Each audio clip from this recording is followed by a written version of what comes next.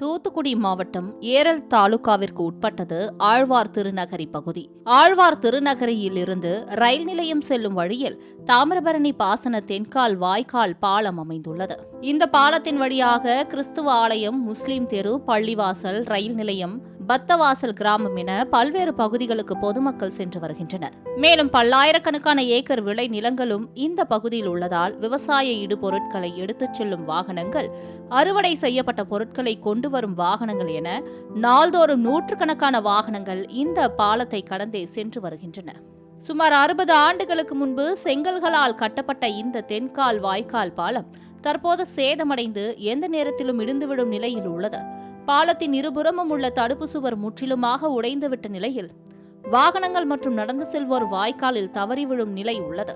இதனால் பாலத்தை சீரமைக்க வேண்டும் என பொதுமக்கள் பலமுறை கோரிக்கை விடுத்து வந்தனர். இந்நிலையில் கடந்த 2023ஆம் ஆண்டு ஏற்பட்ட மழை வெள்ளத்தில் செங்கல் கட்டுமான தென்கால் வாய்க்கால் பாலம் மேலும் சேதமடைந்தது. இதனைத் தொடர்ந்து சேதமடைந்த தென்கால் வாய்க்கால் பாலத்தை சீரமைக்க மழை வெள்ள தடுப்பு சீரமைப்பு பணி திட்டத்தின் கீழ் 1,80,00,000 ரூபாய் மதிப்பீட்டில் சீரமைக்க நீர்வளத்துறையினர் திட்டமிட்டனர்.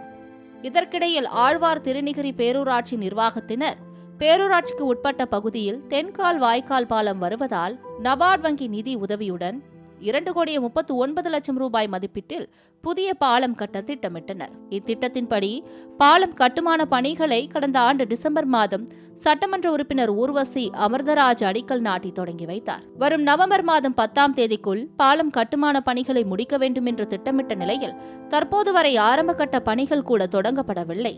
இதனால் பொதுமக்கள் மற்றும் வாகன ஓட்டிகள் மிகவும் அவதிக்குள்ளாகி வருகின்றனர்.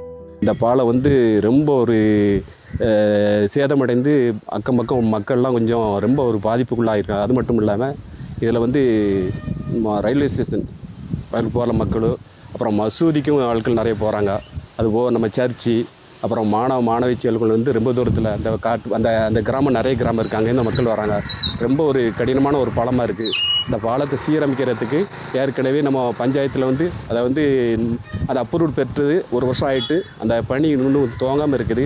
அதை விரைவுபடுத்தி துவங்கினா அதிகாரி அவர்களும் அதில் முதலிடம் கொடுத்து இந்த பணியை நிறைவு செய்தால் பொதுமக்களுக்கு ரொம்ப சிறப்பாக இருக்கும். பருவமழை தொடங்கி பெரிய அளவில் பாதிப்பு ஏற்படுவதற்கு முன்பாக இந்த பாலத்தை சீரமைத்து உயிர் சேதங்களை தவிர்க்க வேண்டும் என்றாலும் பேரூராட்சி நிர்வாகத்தால் திட்டமிட்ட பணிகள் தாமதமாகும் பட்சத்தில் நீர்வளத்துறையினர் மூலம் குறைந்த மதிப்பீட்டில் திட்டமிடப்பட்ட பாலம் சீரமைப்பு பணிகளையாவது செய்ய வேண்டும் என்பதே அப்பகுதி மக்களின் ஒட்டுமொத்த கோரிக்கையாக உள்ளது.